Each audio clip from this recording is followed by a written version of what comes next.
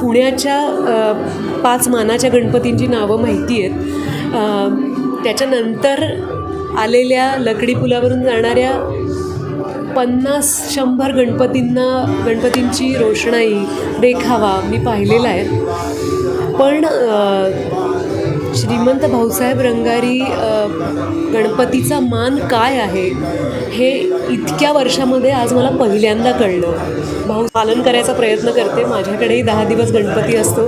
मला मुलगी झाल्यानंतर तर जास्तच उत्साहाने मी गणपती उत्सव साजरा करते आणि दरवर्षी आमच्याकडे विविध पाहुणे मंडळी येतात आणि सगळ्यात महत्त्वाची मंडळी असतात माझ्या मुलीच्या वयाची.